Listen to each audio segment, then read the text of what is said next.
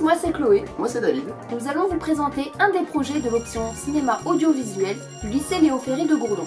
En effet, cette option s'implique beaucoup dans les projets tels que la DILCRA qui sera présentée par Colin, comprenant une intervention de Madame Lydia Ojitski-Gaillet, ainsi que l'ancien sous-préfet de Gourdon, Monsieur Lazrac. Bonjour Monsieur Lazrac, je crois que ce projet vous tient à cœur. Pouvez-vous nous expliquer ce qu'est la DILCRA ? Alors la DILCRA, c'est la délégation interministérielle à la lutte contre le racisme et l'antisémitisme. Voilà.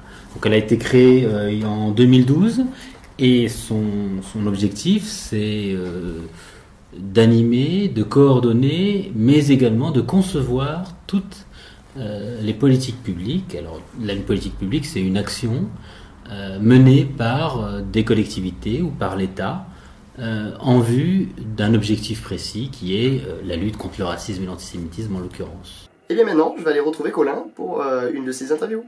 Quel est le but de ce projet sur le racisme ? Alors nous abordons différents aspects du racisme, notamment le racisme au quotidien, c'est-à-dire le racisme que nous avons connu personnellement ou qui pourrait arriver à n'importe qui, à n'importe quel moment. Pour ça, nous avons fait un film en plusieurs séquences, donc chaque séquence parle d'un racisme différent. Et nous essayons de traiter chaque séquence avec intelligence et humour. Comment vous êtes-vous intéressé à ce projet ?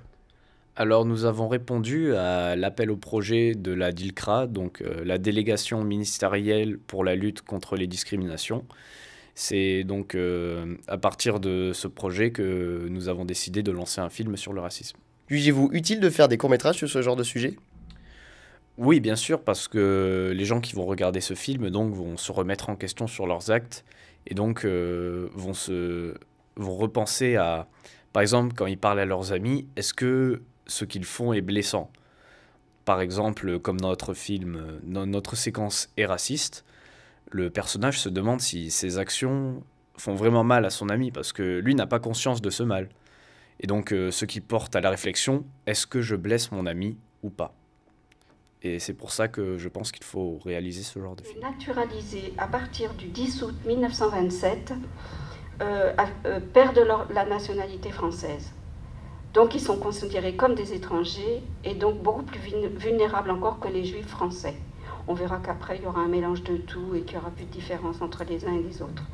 Mais dans un premier temps, ceux qui étaient français se pensaient être à l'abri. Ils étaient français, il n'y avait pas de raison qu'il leur arrive d'être arrêtés alors qu'ils n'avaient rien fait. Donc Dora se dit, oh là là, il faut que je me sauve de chez moi. Donc elle cherche partout où partir, elle ne sait pas comment s'y prendre. Ne sachant où aller, elle s'est présentée, donc sa sœur et ses 3 petites filles sont allées chez Dora, mais Dora les renvoie. Parce qu'elle dit, si elle reste chez moi, je suis un risque pour elle. Donc pour les protéger, elle leur dit, non, ne restez pas chez moi, allez vous cacher ailleurs. Maintenant, voici les interviews de Seb, Marie, Emma ainsi que Lucas, qui nous parleront de leur projet de film et du racisme. Bonjour Sébastien. Bonjour. Alors dites-moi, comment se passe ce projet sur le racisme ? Alors, ce projet, ça se passe très bien pour l'instant. C'est un projet qui nous tient vraiment à cœur. Du coup, on prend tous du plaisir à écrire ces scénarios. D'accord. Et donc vous, je vois que vous faites partie de la réalisation. Comment se passe la technique ? Bon, on a tous nos rôles derrière la caméra, parce que forcément, il y en a qui sont peut-être plus avancés que d'autres, mais on s'aide tous. Donc vraiment, on est une très bonne équipe. Et donc tout le monde essaie de participer à la réalisation ? Oui, tout le monde participe. Et puis, après, il y a des choses qu'on préfère forcément. Il y en a qui vont écrire le scénario, il y en a qui vont préférer utiliser la caméra, l'éclairage. Il y a plein de choses à faire sur un plateau. D'accord. Eh bien, merci beaucoup, Sébastien. Marie, pourquoi s'investir dans un tel projet ? Eh bien, je pense que s'investir dans un tel projet, c'est d'abord, ça nous permet de nous unir tous dans l'équipe. Parce que nous travaillons très souvent ensemble. Et donc, personne n'est laissé à part. Et donc, chacun a un rôle à jouer dans ce projet. Et donc, ça tout le monde s'y donne à fond et s'y investit vraiment. Et puis ça permet aussi d'exprimer notre opinion, nous en tant que jeunes, sur le racisme au quotidien, car nous avons souvent été témoins d'actes de racisme dans le lycée. Franchement, je sais pas à quoi ça sert d'être raciste. Je veux bien comprendre à la rigueur qu'aux gens ça leur plaise pas qu'on soit pas de la même couleur, de la même religion qu'eux, parce qu'au fond, on a toujours peur de l'autre, je pense. Peur de ce qu'il est, peur de ce qu'il pense et ressent. Quand je me dis qu'il y a des guerres pour des débilités, pour une simple différence entre chacun, ça va jusqu'à l'extrême quand même, et je trouve ça inadmissible.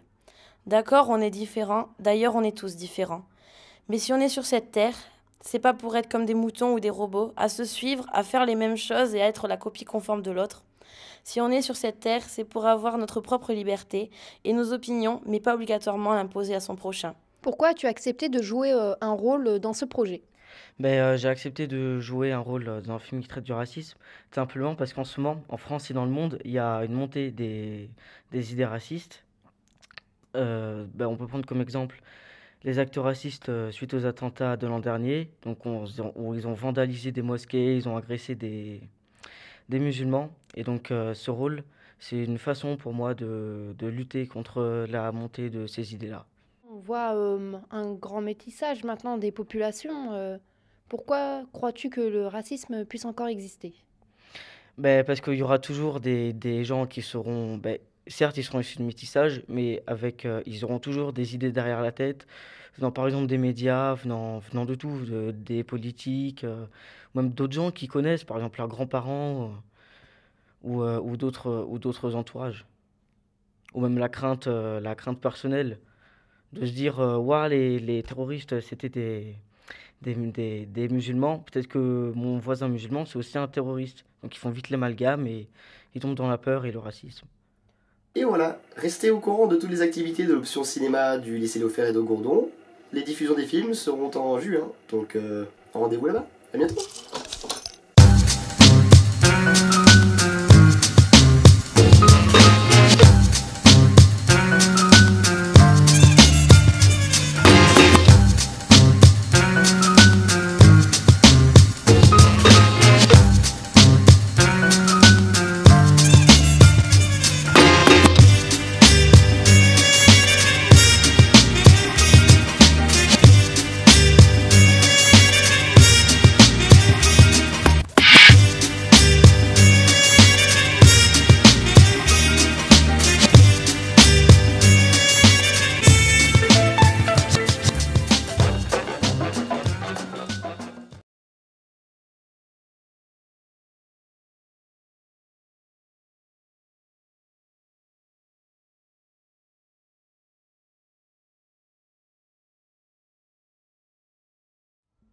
Voilà, alors je suis avec Frédéric Dangali, donc professeur d'EPS à la cité scolaire Léo Ferré à Gourdon, qui est responsable du projet Stop Spot et qui a monté en fait tout le projet depuis le départ et accompagné les élèves, accompagné le travail de Mehdi Farajpour. Elle va nous raconter un petit peu quelles sont les origines et puis surtout le déroulement de ce projet qui a vu plein de partenaires travailler ensemble, venir l'aider, la soutenir, la seconder. Voilà. Donc, elle va nous raconter tout ça. Bonjour Frédéric. Bonjour. Je voudrais d'abord peut-être commencer par connaître l'origine et faire connaître l'origine de ce beau projet. Alors, l'origine du projet, il tient essentiellement à la mise en œuvre de l'option enseignement d'exploration EPS qui nous a permis finalement d'avoir suffisamment d'heures pour pouvoir aborder un tel projet. Donc, on avait décidé de faire de la danse avec ce groupe-là, qui a donc 5 heures d'éducation physique en plus dans son emploi du temps. Et ça nous permettait vraiment d'avoir toute la latitude pour pouvoir monter ce projet. Et en même temps, il y a eu plusieurs facteurs qui ont permis la mise en place de ce projet. C'est-à-dire que l'ADA du Lot nous a proposé finalement un parcours artistique avec un volume d'heures très conséquent, avec la mise en un parcours artistique qui a permis la venue de Mehdi Farajpour au sein de l'établissement. Donc voilà, sur un volume d'heures autour de 30 heures. Donc voilà, en fait, un projet artistique proposé et un petit peu mis en œuvre par la DADULOT. Oui, et subventionné également par la DRAC Languedoc-Roussillon-Midi-Pyrénées, qui a permis la venue de ce chorégraphe de renommée internationale dans l'établissement. Oui, voilà, c'est ça, c'est pas évident d'avoir quelqu'un d'un tel niveau dans un projet artistique scolaire. Oui, et la plupart du temps, Mehdi Farajpour travaille avec des danseurs professionnels. Il n'est pas du tout habitué à s'adresser à un public de lycéens, et d'autant plus un public de lycéens débutants dans l'activité. Ça a été quand même un défi aussi pour lui. Et ce projet-là est né, en fait, on s'est servi de la création de Mehdi Farajpour, Stop Spot, comme point d'appui au parcours. Donc cette création traite des thèmes de l'actualité, de l'information, du trop-plein d'informations dans nos vies, et également du voyage et de la quête d'identité. Donc voilà, c'est assez riche comme thème, et on s'est servi de ces points d'appui pour pouvoir monter notre création. Voilà, donc ça, on est sur effectivement, là on comprend bien quel est le contenu de ce projet, mais comment on fait pour faire comprendre à des jeunes gens qui préféreraient faire du rugby qu'ils vont faire de la danse? Alors les élèves qui sont dans cette option enseignement d'exploration EPS sont pas des spécialistes d'une activité. L'idée, c'est vraiment d'avoir une ouverture sur un maximum d'activités. Et au cours de l'année, ils ont pratiqué de la course de natation, de l'escalade, des arts du cirque, la danse, rugby et boxe française. Vous voyez, donc c'est vraiment un large panel. Et l'idée, c'est vraiment d'ouvrir vers d'autres cultures, réellement, et de les bousculer un petit peu dans leurs habitudes. Et également de leur proposer de rencontrer des professionnels qui sont plus ou moins liés aux activités sportives. Donc ils ont rencontré un pompier, un kinésithérapeute, ils ont interviewé le chorégraphe également. Donc voilà. Donc ce projet de chorégraphie, il était bien sûr encadré et dirigé par Mehdi Farajpour. Donc chorégraphe iranien, d'origine iranienne en tout cas, et voyageant beaucoup. Et lui, il est venu accompagné de danseurs professionnels et en tous les cas d'autres intervenants ont travaillé avec lui. Oui, grâce à Mehdi, on a pu avoir des prestations d'Antonio Izquierdo, qui a fait une initiation au hip-hop pour les élèves. Donc ça, effectivement, c'est quand même dans leur culture et ça permet vraiment de faire les liens plus facilement entre la danse contemporaine, le hip-hop. Bon, au début, c'est pas très très clair pour eux et finalement, les ponts se font naturellement grâce à l'intervention de ces danseurs. Ils ont également eu une initiation au flamenco avec Neus Canelias. Et là encore, c'est vraiment une culture que la plupart ne connaissent pas. Ils ont tous entendu parler du flamenco, mais le vivre réellement, je pense que ça enrichit encore leur pratique. Ils ont encore eu également une intervenante avec Gwen Sampé, qui est une chanteuse américaine de jazz, qui est assez renommée dans le microcosme du jazz, et qui leur a fait un travail vraiment impressionnant sur le corps et la voix. Donc ça, c'est drôle, à la fois très drôle, très vivant, et qui les a souvent déconcertés finalement, mais ils ont tous vraiment adhéré. Et donc la contribution de tous ces intervenants extérieurs permet vraiment de donner du sens à ce qu'on peut faire nous après en danse contemporaine. Voilà, il faut noter que Neus, Antonio et Gwen font partie de la compagnie Orient Theater de Mehdi. Voilà, et qui se produisent régulièrement à travers l'Europe, puisque actuellement ils sont en Croatie et qui donneront une performance, puisqu'on parle davantage de performance, puisque c'est pas vraiment de la danse, c'est à la fois de la danse, du théâtre, de la poésie. Il y a vraiment tous les arts sont étroitement liés. Et donc ils donneront une performance au mois de juillet en Croatie. Alors, de l'aide, il y en a eu beaucoup dans ce travail au long cours, parce que ça a été quand même toute l'année scolaire. Et quand on est sur scène, on a besoin de costumes, on a besoin de décors. Et là, les coups de main ont été nombreux aussi, je crois. Alors oui, les élèves de la section métiers de la mode ont fait un énorme travail sur les costumes et les contraintes étaient nombreuses puisque le chorégraphe souhaitait pour la mise en scène que les costumes soient en papier journaux. Donc c'est quand même forcément un matériau très fragile et ça leur a demandé énormément de travail justement pour arriver à habiller 16 danseurs avec d'autres contraintes puisque à chaque fois chaque danseur pouvait interpréter un personnage. Donc on a essayé de lier un danseur avec une costumière et chacun a créé son propre univers au sein du groupe. Et ça nous paraissait vraiment intéressant comme travail puisque chacun a pu affirmer sa personnalité au sein du groupe malgré tout, malgré les difficultés à percevoir un petit peu à appréhender ce milieu de la danse contemporaine. Oui. Voilà.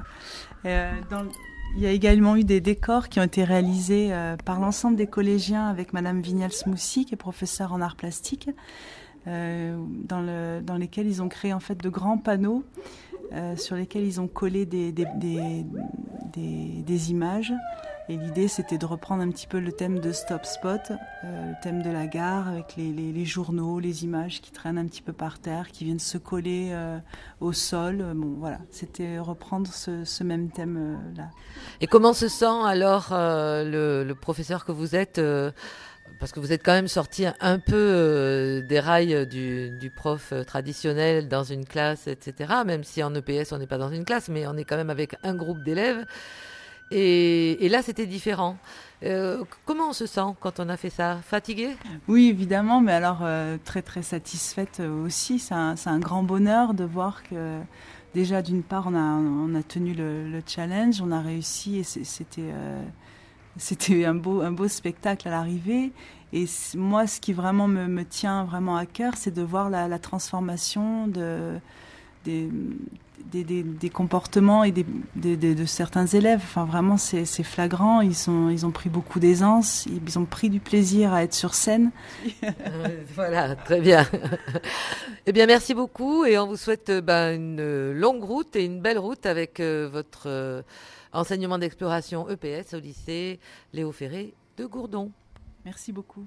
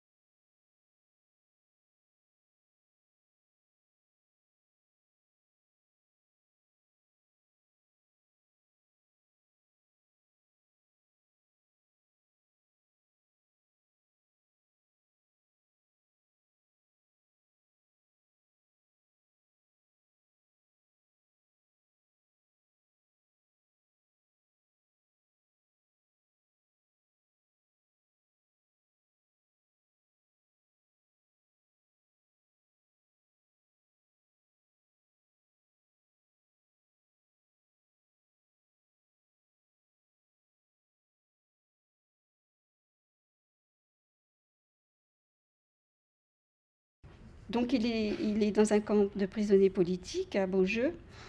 Voilà, comme je disais tout à l'heure, c'est un camp comparable à Douadik où sera internée mes deux cousines et ma tante. Ils sont entourés par des fils de fer barbelés, les deux camps. Je ne sais pas si mes cousines avaient le droit de sortir, ça c'est pas sûr, parce que je sais que mon père s'est introduit dans le camp sous une charrette, enfin clandestinement, donc ça voulait dire que les gens ne pouvaient pas rentrer et sortir comme ça. Donc ils regroupent des prisonniers avant leur déportation pour Drancy ou directement pour Auschwitz. D'ailleurs, au petit matin du 16 juillet 1942, je reviens à parler de la sœur de Dora qui arrive avec ses 3 petites filles chez Dora. Donc les 3 petites cousines de 9, 6 et 3 ans et la tante de Paulette sont raflées et envoyées à Pithiviers. D'abord arrachées des bras de leur mère, transférées directement à Auschwitz, les 3 fillettes passeront plusieurs jours à Drancy avant d'être expédiées au camp d'extermination comme leur mère. Les fils de fer barbelé me firent un choc terrible, comme un coup de poing dans la poitrine. Ils me rappelaient le camp de Pithiviers et la dernière fois que j'avais vu mon père. Nous arrivâmes après la rafle du 26 août 1942, mais juste avant celle du 23 février 1943, décrite par Jeanne Billard dans une lettre envoyée à une amie. Je me souviens que j'avais été très impressionnée par le nombre d'enfants présents dans ce camp le jour de notre venue. Les réfugiés espagnols avaient été emmenés ailleurs et on nous avait posés là. On nous avait fait entrer dans des baraques, pas de lit, rien que des bas-flancs. Sur les chalits, on dormait dans la paille, peut-être avec une couverture, je ne sais plus, mais ce dont je me rappelle, c'est que j'avais froid. On dormait toutes les 3 collées, les unes aux autres, avec Simone au milieu. Les enfants restent seuls, errant dans le camp dans une détresse totale. L'autorisation de Berlin arrive le 13 août. Les enfants sont alors acheminés à Drancy sur ordre des autorités allemandes, qui ne souhaitent pas que l'option française constate qu'on déporte les enfants sans leurs parents.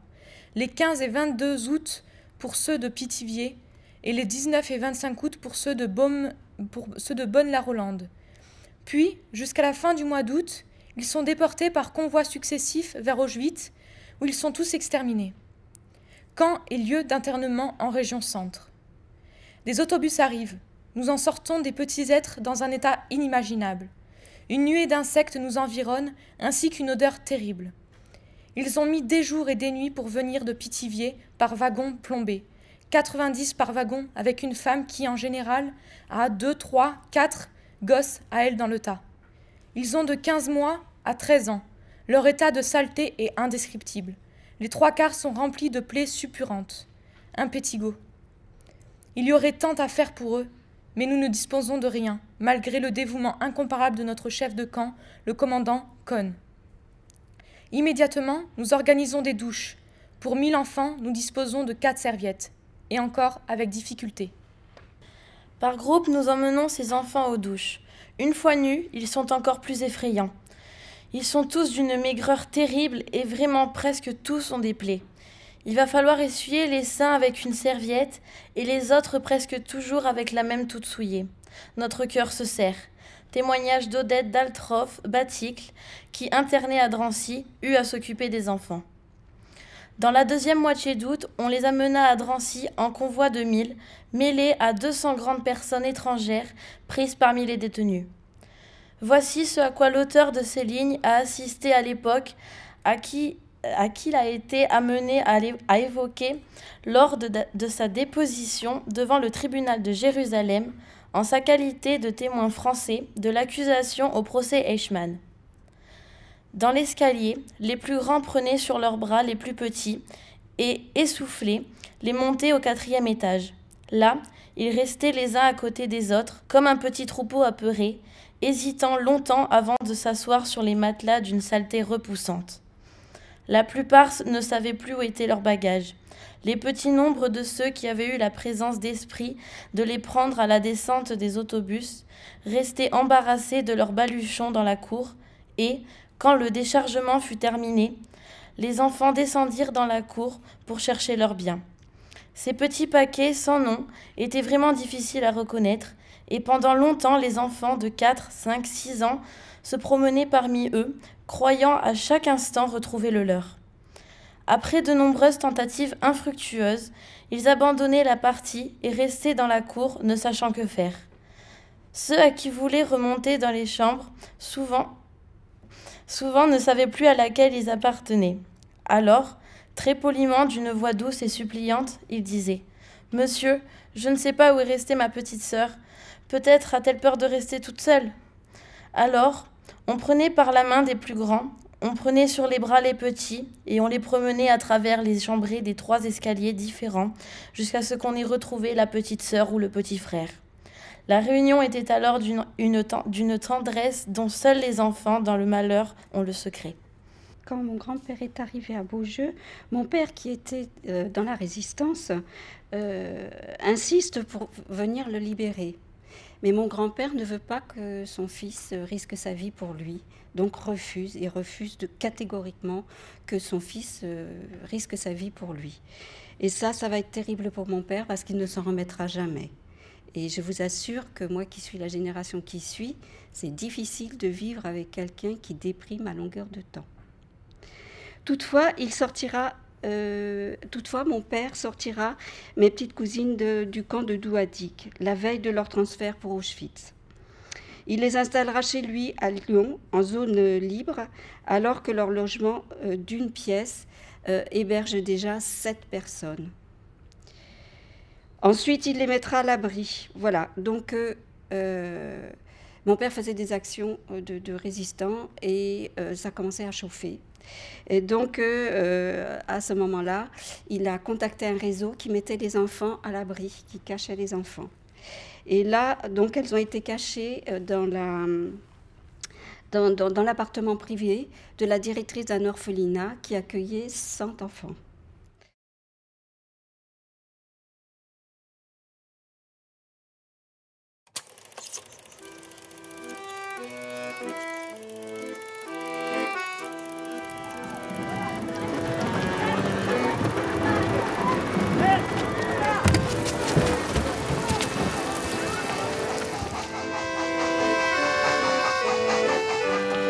Laurette, je suis désolée.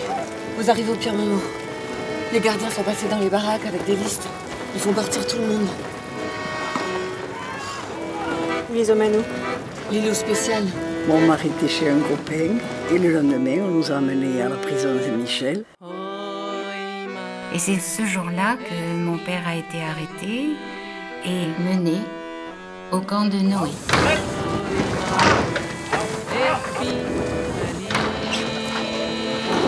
C'est pas mon histoire, c'est votre histoire. C'est l'histoire du XXe siècle. C'est pas l'histoire des Juifs, c'est l'histoire qui est arrivée aux Juifs.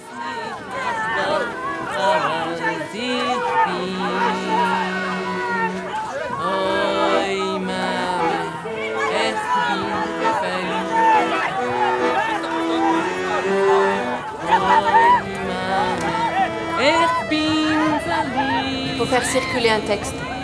Notre protestation solennelle.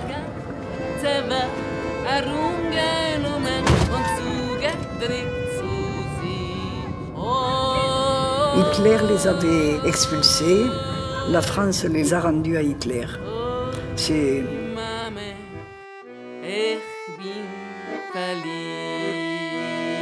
Ils sont nos frères, comme tant d'autres.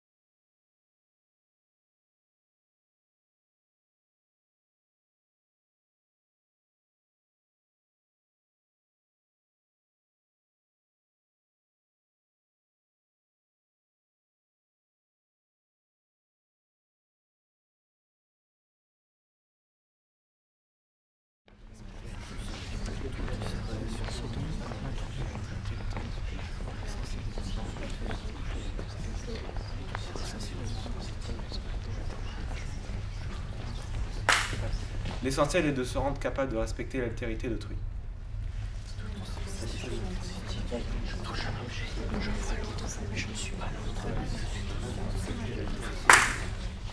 On peut tout échanger entre êtres, sauf l'exister.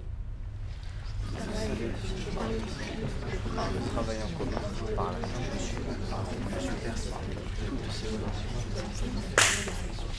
Par la vue, par le toucher, par la sympathie, par le travail en commun, nous sommes avec les autres.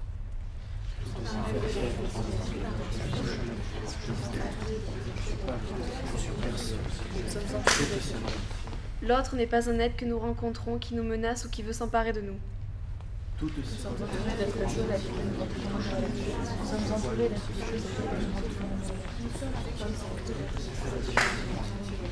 C'est donc l'être en moi le fait que j'existe, mon exister qui constitue l'élément absolument intransitif. Nous sommes entourés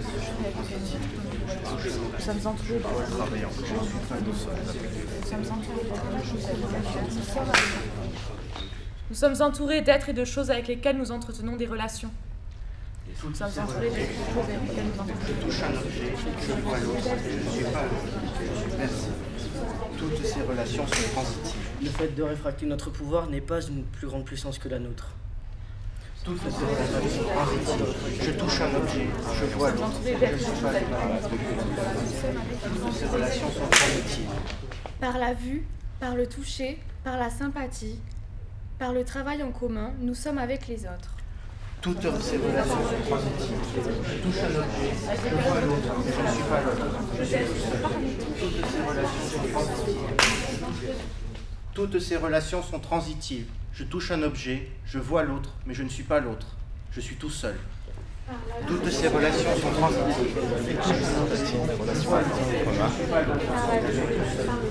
Toutes ces relations sont transitives. Je touche un objet, je vois l'autre, mais je ne suis pas l'autre. L'essentiel est de se rendre capable de respecter l'altérité d'autrui. Toutes ces relations sont transitives. Je touche un objet, je vois l'autre, je ne suis pas l'autre, je suis tout seul. Toutes ces relations sont transitives. Je vois l'autre, mais je ne suis pas l'autre. Toutes ces relations sont transitives. Je touche un objet, je vois l'autre, je ne suis pas l'autre, je suis tout seul.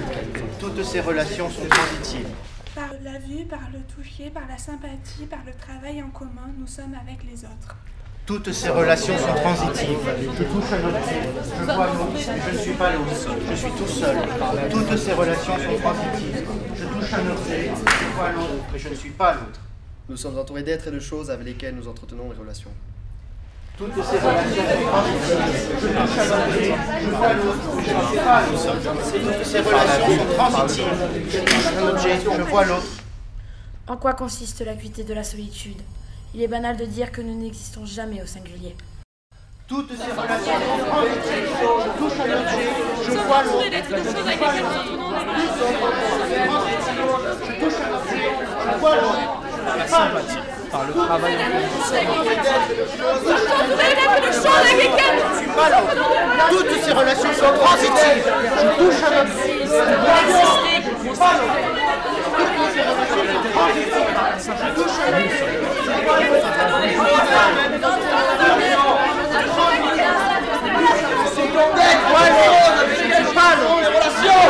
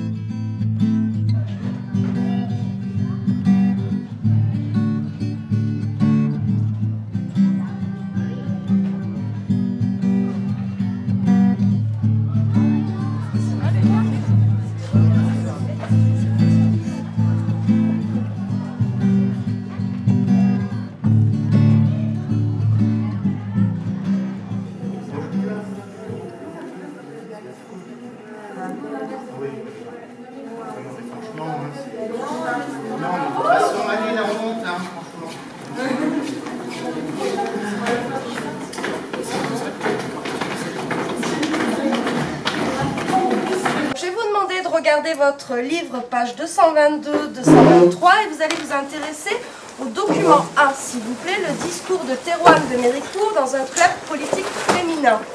Donc vous me faites les quelques questions qui s'y rapportent et ensuite on mettra en commun avant d'élaborer la synthèse. Lucas, t'es avec nous s'il te plaît? Oui. Tu sors ton manuel s'il te plaît, t'essaies de te mettre un peu au travail là.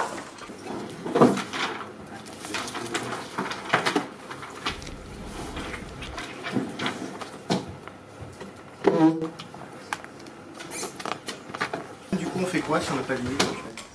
Mais tu vois avec ton camarade si elle n'a pas un livre. Je pense qu'elle l'a pas. Bon, je vous prête le mien. Je vous rappelle que avoir ses affaires fait partie de votre fonction d'élève.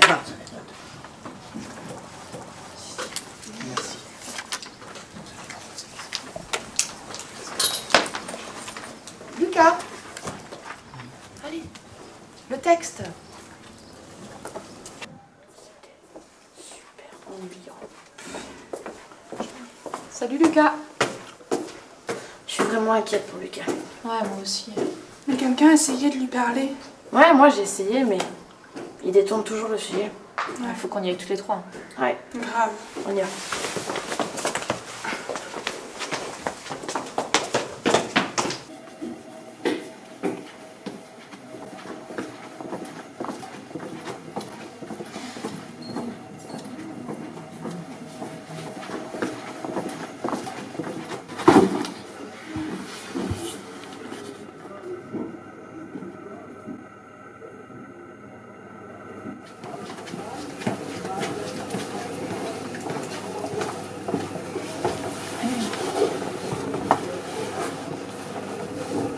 Lucas, ça fait quelques semaines, on voit que ça va pas. Qu'est-ce qu'il y a? Merci, ça va très bien. Ne vous inquiétez pas. Non mais Lucas, franchement, on voit bien que ça va pas. T'écoutes plus en cours, tu rigoles plus avec nous. D'ailleurs, tu restes même plus avec nous. Qu'est-ce qu'il y a? J'ai quelques problèmes, mais ça va passer, ne vous inquiétez pas. Je sais pas. Tu sais, ça fait du bien de parler des fois.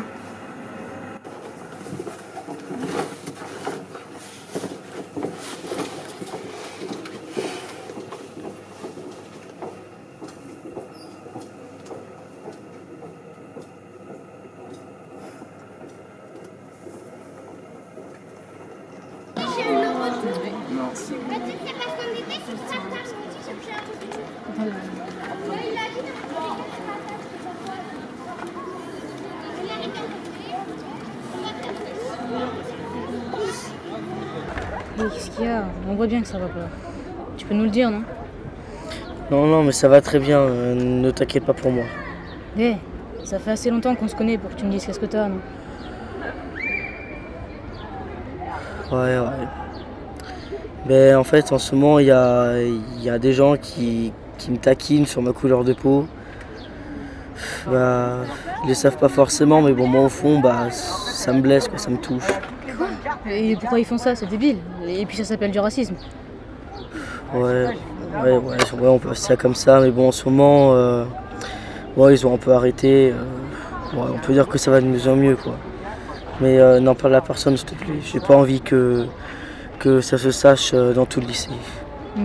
Mais si jamais ça va vraiment pas, tu m'en parles et j'irai leur dire si tu veux. Non, merci, mais non, j'ai vraiment pas envie que ça se sache dans tout le lycée. Comme tu veux.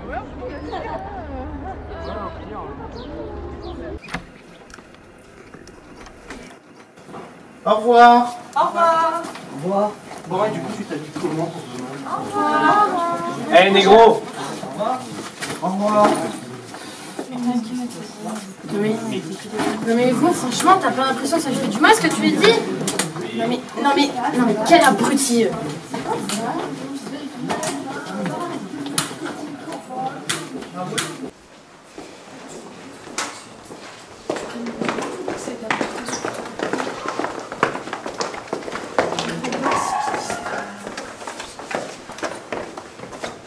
Tu peux m'expliquer pourquoi tu m'as retenu?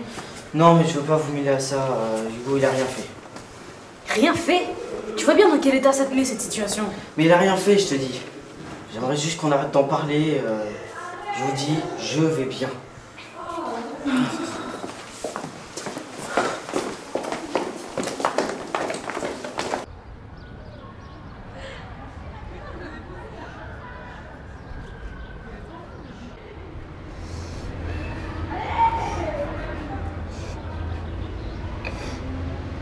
peux continuer.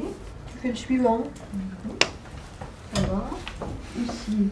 Oh, vous êtes à l'avance. Très bien. Là, relis-toi. Je crois que tu as fait une petite erreur. Et Lucas, tes camarades ont déjà fait 3 exercices. Il fait beau? Allez, il faut que tu t'y mettes un peu.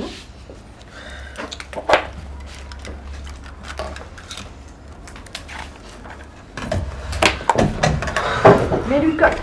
Lucas.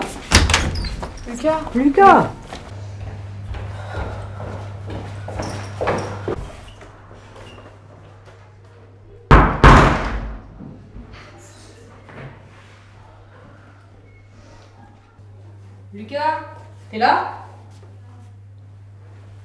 Lucas? Il est où, bordel?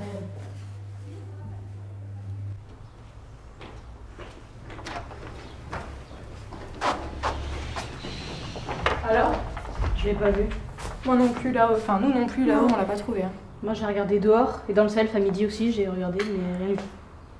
Attends, mais il est où? Même pendant tout le repas, je l'ai pas vu avec les autres.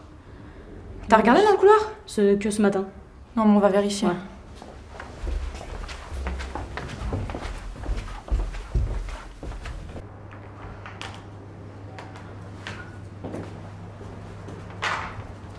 Lucas, t'es là? T'étais où? On t'a cherché partout. On s'inquiète. Qu'est-ce qui s'est passé? Mais réponds-nous. Lucas! T'as vu dans quel état ça me met Lucas dans cette histoire-là, ça prend des ampleurs. Ça m'énerve cette situation, j'en peux plus. Ouais, ton caractère, tu t'énerves pour un peu, pour un oui, pour un non. Oui, ça va. Ceci dit, là c'est justifié quand même. Je dois avouer que là il y a des raisons. Ouais. Peut-être qu'on devrait avoir une petite conversation avec Hugo. Pourquoi pas, ouais. Ça pourrait faire bouger les choses. Ça coûte rien d'essayer. C'est un essai, allez. Vous savez où il est? Je crois il doit être en bas, non? Au foyer, là? Non, à côté de salle de cours. Le mieux, c'est pas avoir de piscine. C'est pas faux. C'est bien là. En privé, bien. Ah bon, mais qu'est-ce qu'il y a là? Attendez-moi, je reviens. Oui. Ok. Il traîne pas avec elle d'habitude. Vous vouliez me parler? Ouais. Depuis quelques temps, on a vu que Lucas ça allait pas. Et j'avoue qu'on s'inquiète beaucoup. En quoi ça me concerne? Quoi? Comment ça, en quoi ça te concerne? T'as la mémoire courte ou quoi? Tu te rappelles pas l'avoir insulté l'autre jour? Ouais, c'est bon, les gars, on se calme, ça sert à rien de s'énerver. Bon, Hugo, on est juste venu t'expliquer que ce que t'as dit l'autre fois à Lucas, c'est vraiment pas cool. Attends, ça lui a fait vraiment mal et j'avoue que... Quoi? Ah bon? Enfin, je veux dire, pour moi, c'était pas méchant, quoi. Pour moi, surnom, c'est juste un surnom affectif. Ouais, mais bon. On sait que t'as pas voulu le blesser, que t'as pas réfléchi, mais on voudrait juste que t'ailles lui parler. Histoire de calmer les choses et que tu lui montres qu'au fond, t'as pas de mauvaises intentions. Et surtout, on l'appelle plus par surnom. Pour lui, c'est une insulte. C'est pas un petit prénom affectif, comme tu dis. Ouais, je comprends. J'irai lui parler, d'accord? C'est bien. Tant mieux, c'est tout ce qu'on voulait te dire. Ouais. Ok. À plus. Plus.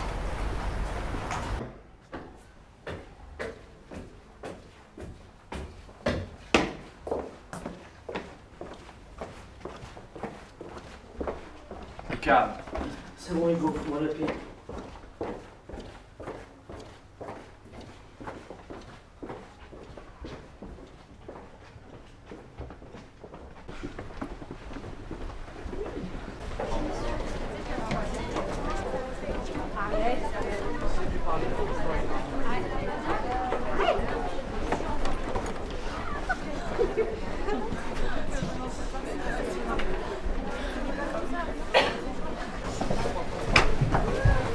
Hey Hugo.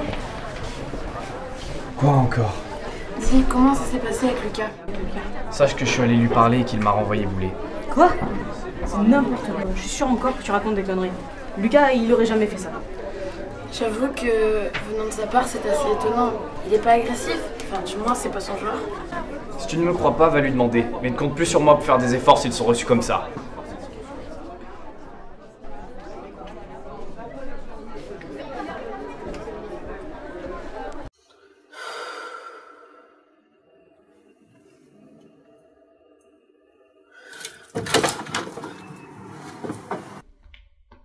Lucas, non!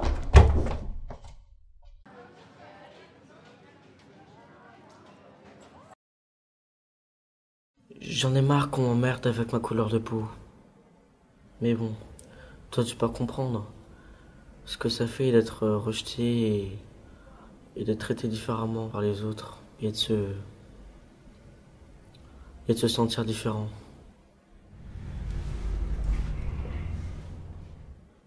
Non. En effet, je ne sais pas ce que ça fait. Mais je sais qu'en finir n'est pas la meilleure des solutions. Réfléchis. Pense à tes amis. Qu'est-ce qu'ils en penseraient? T'es sûr que c'est ça ce que tu veux? Non.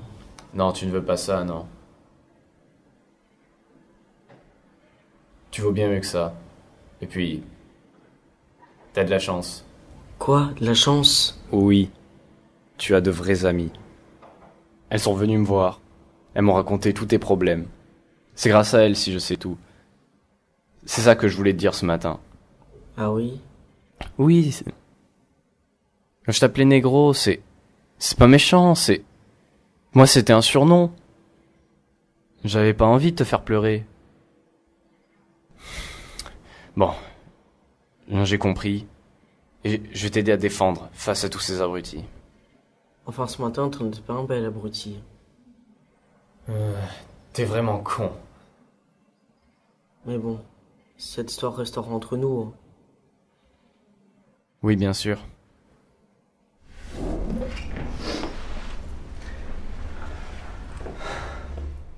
On fait la paix? Allez.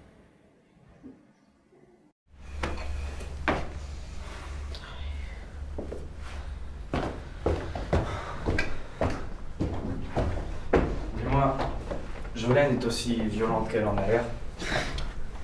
Tu m'étonnes. Par contre, Emma a l'air d'être très gentille.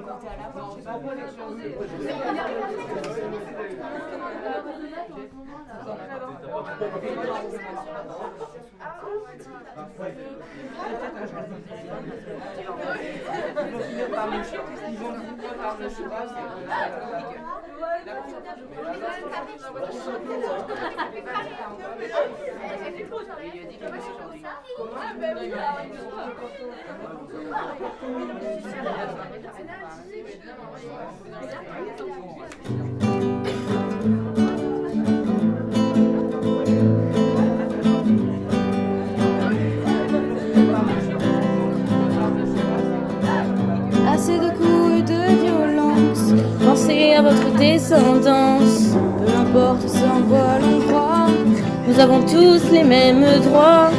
On n'a pas toute l'éternité, nous on veut voir les choses changer. Cela ne devrait plus se discuter, on devrait tout arrêter. Il est temps qu'on se rassemble pour lutter tous ensemble. Il est temps de se réveiller pour le bien de l'humanité. Les insultes ne font qu'empirer et ça ne va pas s'arranger si on laisse tout ça passer. Il faut arrêter de se le cacher. La dernière fois ça a été dur d'aller au-delà de ses blessures. Il ne faut plus se cacher, mais vivre, exister et assumer.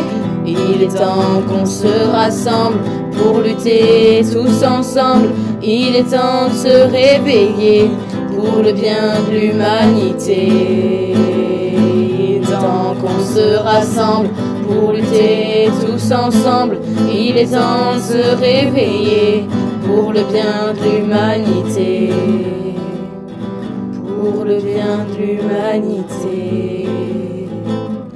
Pour le bien de l'humanité. En définitive, ce projet de loi nous a conduit à penser autrui, à consentir à l'altérité. Penser autrui, disait Emmanuel Lévinas, relève de l'irréductible inquiétude pour l'autre. C'est ce que nous avons fait tout le long de ce débat.